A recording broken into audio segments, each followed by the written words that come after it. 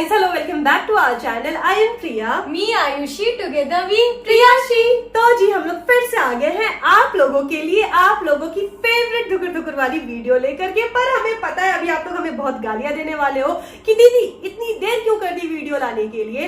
पर ठीक है ना भाई, कोई टेंशन नहीं है, आप लोग हमसे गुस्सा नहीं हो। इसीलिए आज की इस वीडियो में हम लोग आपके लिए घूस लेकर के आए हैं ताकि हमारी गलती माफ हो जाए। अब आप लोग पूछोगे दीदी कैसी घूस, तो सुनो, आज की इस वीडियो में ना हम लोग आपको केवल कहानी नहीं सुनाने वाले हैं, साथ ही साथ रियल फुटेज भी शेयर करने वाले हैं। आप खुद इमेजिन कर सकते हो कि आज की ये वीडियो कितनी ज्यादा डरावनी, साथ ही साथ कितनी ज्यादा एक्साइटिंग होने वाली है। काला जादू, टोना टोटका, ब्लैक मैजिक, ये कुछ ऐसे वर्ड्स है ना जो कि आप लोगों में से मैक्सिमम लोगों ने केवल किताबों में पढ़ी होगी या फिर अपने घर के बड़े बुजुर्गों से इस बारे में कहानियां सुनी होगी। लेकिन कभी आपने उन लोगों के बारे में सोचा है क्या जो सच में ब्लैक मैजिक और टोना टोटका के चंगुल में फंस चुके हैं और बाहर नहीं निकल पा रहे हैं? जो रियल फुटेज आप लोगों के साथ इस वीडियो में हम लोग शेयर करने वाले हैं ना, जब वो हम देखे थे, बाय गॉड मेरे को गूज बम्स आ गए थे। एक रात मेरे को ढंग से नींद नहीं आई थी, अभी भी उस बारे में सोच करके ना मेरे को डर लग रहा है। खैर, आज की वीडियो एक माँ के बारे में होने वाली है। माँ नाम सुन के ही लगता है ना कि कितनी सेल्फलेस चीज होती है। चीज भी हम लोग नहीं कह सकते हैं, भगवान की बनाई हुई एक अनमोल सी गिफ्ट होती है माँ। लेकिन आज की स्टोरी में हम लोग एक ऐसी माँ के बारे में बात करने वाले हैं जो कि अपने बच्चों की खुशी ना देख करके ना अपनी खुशी के लिए, अपने सेल्फ के लिए इस हद तक गिर जाती है जो कि एक जीता जागता इंसान इमेजिन भी नहीं कर सकता है। आज की इस कहानी में एक माँ नहीं आने वाली है, बहुत सारी माएं आने वाली है। तो ये कहानी पूरी देखना और बीच में गेस करके बताना कि आज की इस कहानी में कौन सी माँ विक्टिम होने वाली है और कौन सी माँ कल्प्रिट होने वाली है। तो चलो अब ज्यादा डिले नहीं करते हैं, फटाफट से वीडियो स्टार्ट करते हैं। पर उससे पहले रानी, आप लोग अपनी सीट की पेटी कस के बांध लीजिए, कान में ईयरफोन डाल के रूम की लाइट्स भी ऑफ कर लीजिए, क्योंकि आज की इस वीडियो में दुकुर दुकुर वाली आंटी भी आएगी। और वीडियो को पूरी लास्ट तक देखना, क्योंकि लास्ट में आप लोगों के साथ हम लोग रियल फुटेज भी शेयर करेंगे। तो दीदी डिले नहीं करते हैं, जल्दी से वीडियो स्टार्ट कर देते हैं। तो जी आज की कहानी हमारे साथ हमारी एक सब्सक्राइबर ने शेयर की है, तो परंपरा के हिसाब से सबसे पहले हम लोग उनका नामकरण कर देते हैं। तो चलो आज हम लोग उनका नाम रख देते हैं अनुष्का। एंड ये स्टोरी जो अनुष्का ने हमारे साथ शेयर की है ना, वो अनुष्का की खुद की स्टोरी नहीं है। लेकिन स्टोरी में आगे बढ़ने से पहले अनुष्का के फैमिली के बारे में थोड़ी बहुत कुछ बातें हैं जो कि आपको जानना जरूरी है। अनुष्का की मॉम है ना, बचपन से ही उनके पास कुछ स्पेशल सुपर नेचुरल पावर्स है जिसके हेल्प से वो नेगेटिव एनर्जीज को डिटेक्ट कर लेती है। अगर किसी भी इंसान के ऊपर काला जादू हो या फिर उसके ऊपर नेगेटिव एनर्जीज हावी हो तो अनुष्का की मम्मी दूर से देख करके ही उसे पहचान जाया करती थी। साथ ही साथ उसका क्योर भी उनके पास होता था। काफी कम उम्र से ही अनुष्का की मम्मी ना लोगों का झाड़ फूक वगैरह किया करती थी। लेकिन अनुष्का के नाना नानी को ये सारी चीजें पसंद नहीं थी, क्योंकि आज से उतने साल पहले गांव वगैरह में अगर ऐसी बातें हल्ला हो जाती कि अरे इस लड़की पर तो माता रानी आती है, अरे ये लड़की तो झाड़ फूक करती है, तो उस लड़की के ब्याह वगैरह में काफी ज्यादा प्रॉब्लम या रुकावटें आया करती थी। लेकिन अनुष्का की मम्मी ने अपने माता पिता से, मतलब कि अनुष्का के नाना नानी से ये बात साफ साफ कह दी कि माँ बाबूजी, अगर मेरे पास कुछ स्पेशल पावर है जिसके हेल्प से मैं दूसरे बेसहारा लोगों की रक्षा कर सकती हूँ, मदद कर सकती हूँ, तो प्लीज मुझे इस नेक काम को करने से मत रोकिए। और अपने मम्मी पापा के मर्जी के अगेंस्ट जाकर के अनुष्का की मम्मी अपनी ये झाड़ फूक वाले काम को कंटिन्यू करती है। खैर समय के साथ सब कुछ सही चल रहा था। सही टाइम आने पर अनुष्का की मम्मी की शादी भी हो जाती है और शादी के बाद भी अनुष्का की मम्मी अपने सास ससुर के परमिशन से झाड़ फूक वाले काम किया करती थी। ऐसा नहीं था कि वो डेली झाड़ फूक किया करती थी, फ्राइडे टू फ्राइडे अनुष्का की मम्मी लोगों का झाड़ फूक किया करती थी, क्योंकि हर फ्राइडे को अनुष्का की मम्मी की जो पावर्स थी ना वो काफी ज्यादा स्ट्रॉन्ग हो जाया करती थी। वो बात अलग थी कि जब जब उसकी मम्मी अपने पावर्स को यूज करती थी ना, तब उसकी मम्मी की तबीयत काफी ज्यादा बिगड़ जाती थी।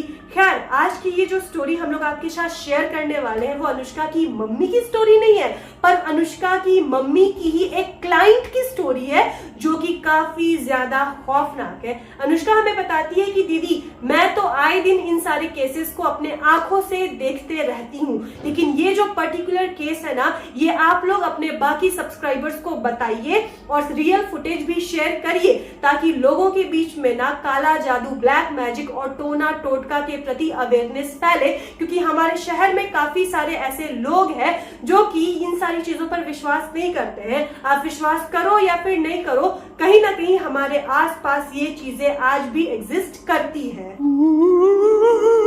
तो दिन था सोमवार। अनुष्का हमें ये बताती है कि दिन के करीब 12-1 बज रहे थे। अचानक से क्या होता है, उनके घर की घंटी बजती है।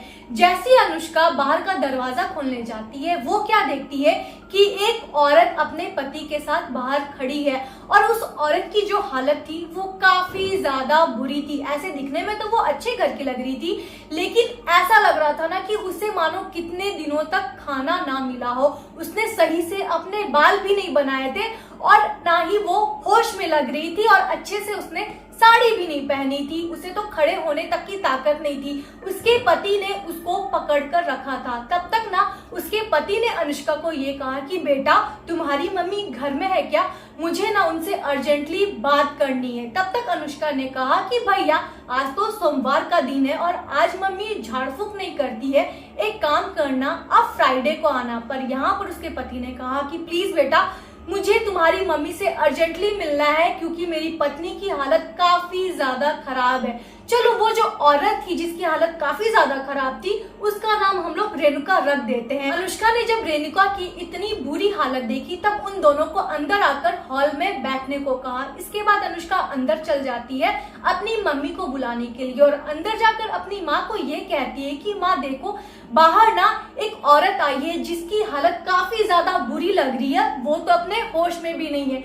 और उन दोनों को तुमसे अर्जेंटली मिलना है। तो एक काम करो, तुम उन लोग से जाके एक बार बात कर लो। ये बात सुनकर तुरंत से अनुष्का की मम्मी बाहर चली जाती है और सबसे पहले रेणुका से बातचीत करने की कोशिश करती है, पर रेणुका कुछ भी बोलने की हालत में नहीं रहती है। इसके बाद रेणुका का जो पति रहता है, वो रेणुका का सारा हिस्ट्री अनुष्का की मम्मी को लाइन बाय लाइन बताता है। अब यहाँ पर देखो, रेणुका का पति रेणुका के बारे में क्या बताता है। रेणुका के पति ने अनुष्का की मम्मी को सारी चीजें बता दी। सबसे पहले रेणुका के पति ने ये बताया कि आज से करीब 5 मंथ पहले रेणुका प्रेग्नेंट थी और सबसे पहले जब रेणुका प्रेग्नेंट हुई, हम सारे घर वाले तो बहुत ज्यादा खुश थे और इनिशियल के 3 मंथ्स ना हमने किसी को भी इस बारे में कोई भी जानकारी नहीं दी थी।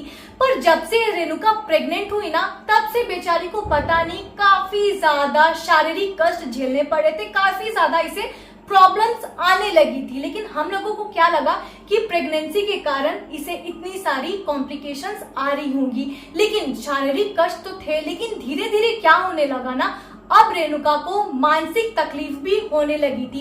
अचानक से रात में सोते सोते ना बहुत ही वियर्ड बिहेव करने लगती थी और उसका नींद भी खुल जाता था और अचानक से उसे रात में दौरे भी पड़ने लगे थे और जैसे ही वो नींद में उठती तो बस एक ही चीज चिल्लाती कि मेरा बच्चा मत ले जाओ, मेरे बच्चे को छोड़ दो, मेरा बच्चा मत ले जाओ। अब यहाँ पर उसके पति को पहले क्या लगा कि इसे थोड़े बुरे सपने आते होंगे, लेकिन अब देखो धीरे धीरे क्या होता है। अब उसने खाना पीना भी बंद कर दिया था और किसी से वो बात भी नहीं करती थी, बस डरी डरी और सहमी सहमी रहती थी। घर से निकलना बंद कर दिया था। नहाना कब है, खाना कब है, ब्रश कब करना है, किसी भी चीज का रेणुका को होश नहीं रहता था। लेकिन 4 मंथ होते होते पता नहीं बहुत ही वियर्ड तरीके से हमने अपना बच्चा खो दिया। इसके बाद हमें ये लगा कि रेणुका की तबीयत ठीक हो जाएगी, क्योंकि रेणुका को जो भी प्रॉब्लम्स आ रहे थे, जो भी कॉम्प्लिकेशंस थे, वो प्रेगनेंसी के दौरान थे। लेकिन बच्चा खोने के बाद रेणुका की जो भी हालत थी वो और ज्यादा बद से बदतर होते जा रही थी। अब तो ऐसा हाल हो गया था कि रेणुका ने बिस्तर ही पकड़ लिया था, वो ठीक से खड़ी भी नहीं हो पा रही थी।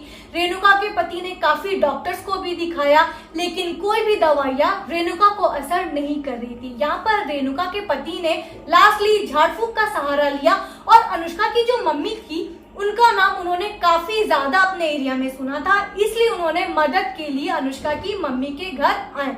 अब यहाँ पर देखो, एक बहुत ही वियर्ड चीज है जिसे रेणुका के पति ने अनुष्का की मम्मी को बताया कि प्रेगनेंसी के दौरान रेणुका बस एक ही सपना देखा करती थी और वो सपने में ये देखती थी कि वो अपने बच्चे को हार्म कर रही है। सारी कहानी सुनने के बाद अनुष्का की मम्मी रेणुका को गौर से देखती है, उसके पास जा करके उसकी आंखों को इस तरह से पकड़ के चेक भी करती है और फिर वो रेणुका के पति से बोलती है कि देखिए, एक बात तो साफ है, आपने जो अपना बच्चा खोया है ना, वो ईश्वर की मर्जी से नहीं खोया है। ये जो भी चीजें हो रही है ये नेचुरल नहीं है, इसके पीछे कुछ ना कुछ तो गड़बड़ है। दाल में थोड़ा बहुत काला नहीं है, बल्कि पूरी की पूरी दाल काली है। लेकिन अभी इस वक्त मैं आप लोगों की मदद नहीं कर सकती। आप लोग मुझसे शुक्रवार के दिन सुबह के 11 बजे मिलिए और जब आप लोग मुझसे मिलने आइएगा ना, तो मिट्टी का एक मटका लेते आइएगा। उस मटके में रेणुका के सिर के थोड़े से बाल लेते आइएगा, रेणुका के कोई भी कपड़े का टुकड़ा लेते आइएगा और साथ ही साथ एक रात पहले जहां पर रेणुका सोती है, एक मुट्ठी चावल उसके तकिए के नीचे रखिएगा और उस चावल को भी उसी मटके में रख करके लेते आइएगा। इतना कह के वो उन लोगों से विदा लेती है और रेणुका के पति रेणुका को लेकर के वहां से चले जाते हैं। लेकिन अचानक से 2 दिनों के बाद, मंडे को वो लोग आए थे, वेंसडे को रेणुका के पति रेणुका को लेकर के फिर से अनुष्का के घर पर पहुंचते हैं और अभी रेणुका की हालत और भी ज्यादा गंभीर थी। वो अनुष्का को बोलते हैं कि बेटा प्लीज जल्दी से जल्दी अपनी मम्मी को बुला करके लेते आओ। अनुष्का देखती है ना कि रेणुका की हालत सच में काफी ज्यादा गंभीर थी। वो रोए जा रही थी और रोते रोते रोते रोते तुरंत से बेहोश हो जा रही थी। अनुष्का दौड़ करके अपनी मम्मी के पास जाती है, अपनी मम्मी को सारी बात बताती है और उन्हें नीचे हॉल में ले करके आती है जहां पर रेणुका और उसके पति वेट कर रहे थे। जब अनुष्का की मम्मी नीचे आती है ना, तब वो लोग भी क्या देखते हैं कि नीचे जमीन पर रेणुका लेटी हुई थी और वो लेटे हुए ही काफी ज्यादा रो रही थी और गोल गोल गोल गोल घूम रही थी, साथ ही साथ फिर रुक रुक करके बेहोश हो जा रही थी। और ये नजारा काफी ज्यादा वियर्ड था।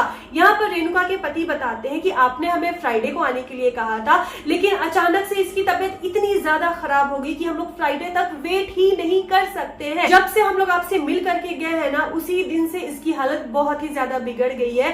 डॉक्टर ने इसकी हालत को देख करके ये भी बोला कि इसे एनेस्थीसिया दे दी जाए, लेकिन ये इतनी ज्यादा कमजोर है ना कि हम लोगों को डर है कि अगर इसको बेहोश करेंगे तो पता नहीं ये दोबारा उठ भी पाएगी या नहीं पाएगी। इसीलिए थक हार के अब आप ही हमारा आखिरी सहारा है, प्लीज हमारी मदद करिए।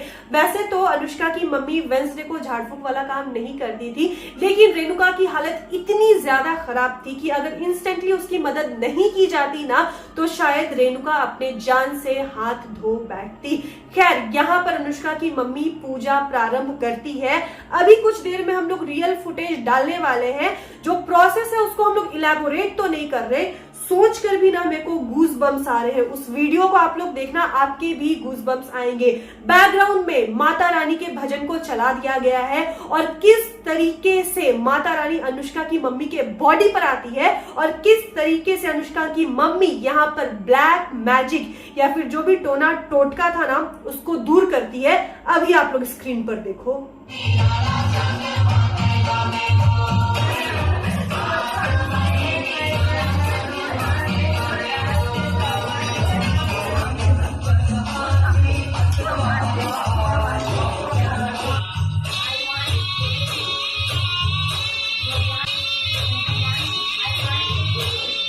अभी ये प्रोसेस आपने देखा ना, कितना ज्यादा खौफनाक था।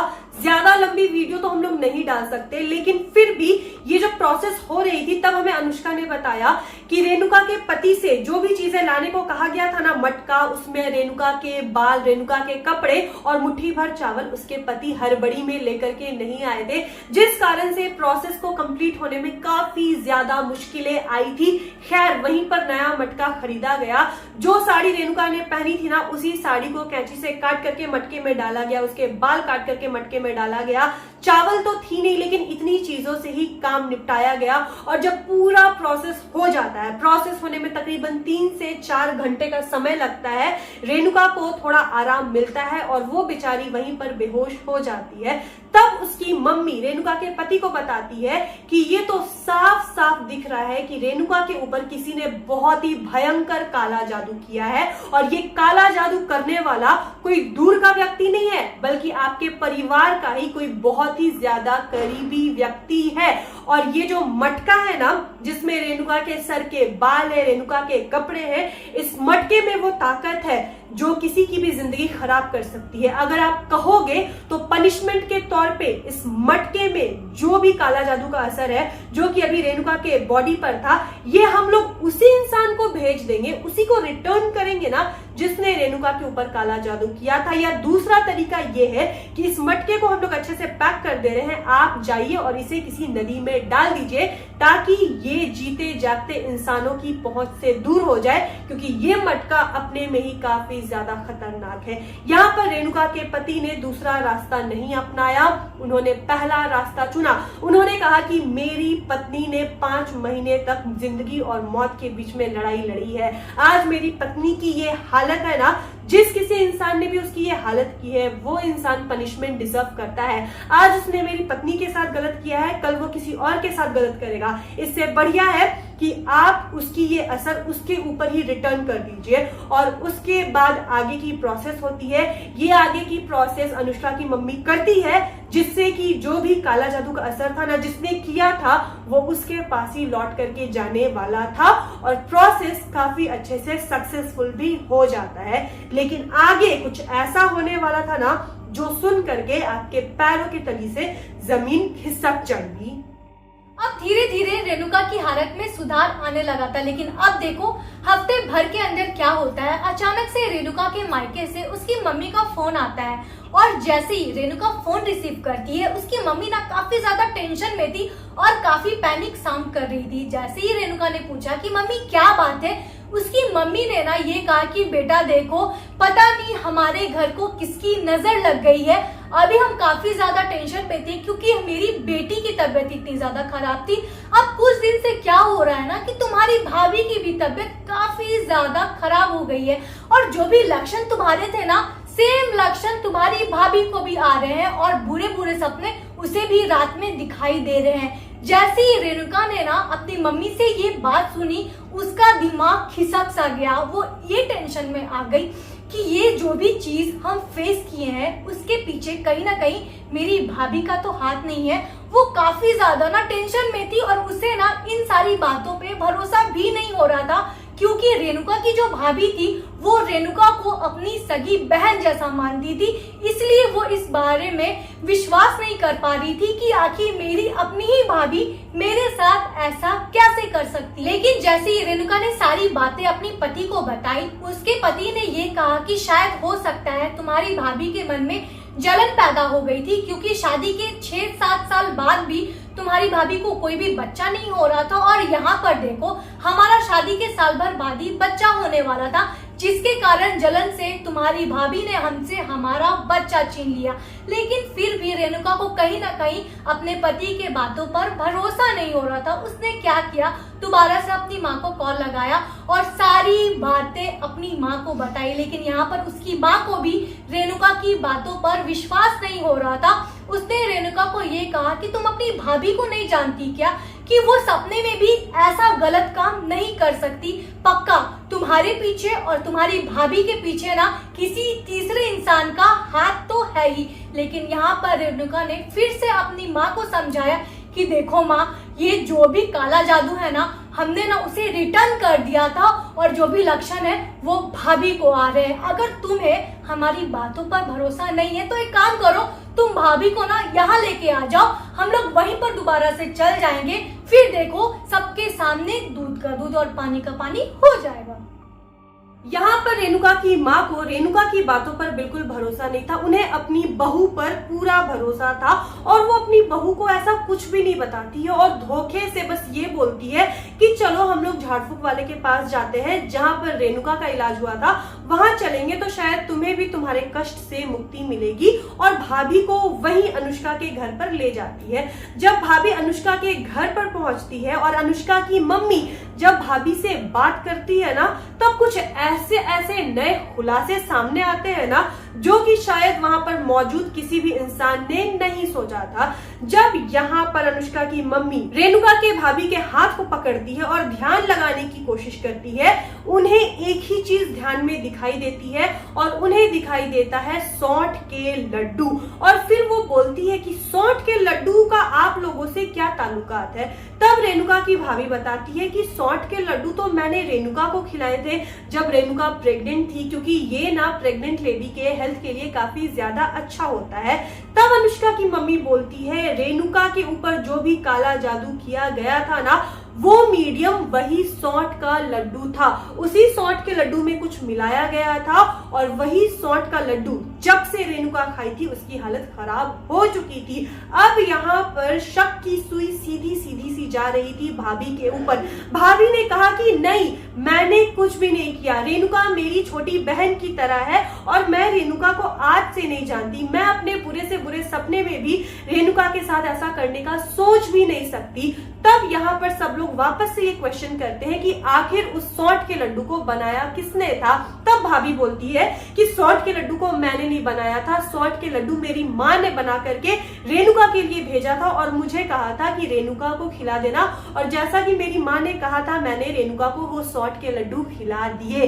अब यहाँ पर भांडा फूटता है। तुरंत से भाभी की माँ को कॉल किया जाता है और उन्हें बुला करके लाया जाता है। जब भाभी की माँ वहां पर पहुंचती है ना, तो उन्होंने साफ साफ डिनाई कर दिया कि उन्होंने सौंठ के लड्डू में ऐसा कुछ भी नहीं मिलाया है। लेकिन जब उन्होंने अपनी बेटी की इतनी बुरी हालत देखी ना, अनुष्का की माँ ने साफ साफ कह दिया कि अगर आप अपनी गलती नहीं मानोगी तो जो चीज रेणुका के साथ हुई है वही चीज आपकी बेटी के साथ भी होगी, आप भी अपना आने वाला नाती खो दोगे। तो इस डर से भाभी की माँ ने सारी सच्चाई उगली। भाभी की माँ यहाँ पर बताती है कि उन्होंने काला जादू किया रेणुका के ऊपर, और उस काला जादू का इंटेंशन पता है क्या था, ताकि रेणुका की कोख में जो बच्चा पल रहा था वो उसे अपनी बेटी की कोख में ट्रांसफर कर सके, और रेणुका का बच्चा जैसे ही रेणुका और उसके पति ने खो दिया ना, उसके 15 दिन के भीतर भीतर ये खुशखबरी आती है कि रेणुका की भाभी प्रेग्नेंट है। मतलब बाप रे, काला जादू में ऐसी ऐसी चीजें भी हो सकती है क्या। और यहाँ पर जैसा कि उन लोगों ने ट्रांसफर किया था काला जादू कि जिस इंसान ने किया है उसके ऊपर ही असर होगा, लेकिन डायरेक्टली भाभी की माँ ने रेणुका को लड्डू नहीं खिलाया था। दैट्स वाई भाभी की माँ के ऊपर असर नहीं हो रहा था। बीच में मीडिएटर कौन था? बीच में मीडिएटर भाभी थी। काला जादू किसके लिए किया गया था? भाभी के लिए किया गया था। तो असर किस पे दिखा? भाभी पर असर दिखा। उसके बाद भाभी की माँ की ऐसी हरकत के कारण ना भाभी को अपनी माँ से नफरत हो गई, और भाभी ने वहीं पर कह दिया कि अगर ये बच्चा इस कीमत पर मुझे मिल रहा है तो मुझे ये बच्चा नहीं चाहिए। जब मेरी किस्मत में होगा मुझे बच्चा मिल जाएगा। खुद की ननद की ऐसी हालत करके ये बच्चा मैं नहीं रख सकती हूँ। खैर, ये तो उन लोगों का पारिवारिक मामला था। अनुष्का बताती है कि दीदी, मेरी मम्मी उन लोगों के पारिवारिक मामले में नहीं घुसती है, और उन्होंने क्या किया, जो भी काला जादू का असर था वो भाभी के ऊपर से हटाया, और वापस से जो भी असर वाला मटका था ना, उन्होंने उसको क्या किया कि नदी में जाकर के डाल दिया, ताकि दोबारा से इस काले जादू का असर किसी और पे नहीं पड़े। और फिर सारे परिवार वाले वहां से चले जाते हैं। उसके बाद क्या होता है क्या नहीं होता है किसी को नहीं पता। तो आपने देखा ना कि काला जादू का असर जब उल्टा पड़ता है तो क्या क्या मुसीबत अपने साथ लेकर के आ सकता है। ये चीजें सुनने में जितनी ज्यादा डरावनी है, रियलिटी में उससे भी ज्यादा खौफनाक है। तो अगर आप लोग ऐसा करने का कभी सोच भी रहे होगे ना, तो प्लीज मत करना। ये सारी चीजें बहुत ही खराब चीजें हैं। हंसी मजाक में भी ना इन चीजों के आसपास भी मत फटकना। तो आज की कहानी बस यहीं तक थी। रानी, अगर तुम्हारे लाइफ में कुछ ऐसा हो आमने सामने काला जादू वाला, तो क्या करोगी? नहीं यार, मेरे से बर्दाश्त नहीं होगा। और इतने ज्यादा खौफनाक, मतलब अपने सामने से मौत को देखना वो काला जादू करने के बराबर होता है। और पता नहीं किसी इंसान के अंदर इतनी हिम्मत कैसे आ जाती है कि वह ऐसे भयंकर भयंकर रिचुअल्स को परफॉर्म करते हैं। मेरा तो हार्ट अटैक आ जाएगा। और यहाँ पर कहानी सुनाना अलग बात है, लेकिन दिल से हम दोनों काफी ज्यादा कमजोर है। तो दोस्तों, आप लोग बताना कि आज की कहानी आपको कैसी लगी, और कहानी पसंद आए तो रानी इस वीडियो को लाइक जरूर कर देना। और अगर आप हमारे चैनल पे नए हो और हमारा ये प्यारा प्यारा फेस पहली पहली बार देख रहे हो तो हमारे इस चैनल को सब्सक्राइब किए बिना मत जाना यार। मिलते हैं नेक्स्ट वीडियो के साथ, तब तक के लिए बाय। और ये जरूर बताना कि कलेजा धुकुर धुकुर हुआ ये नहीं।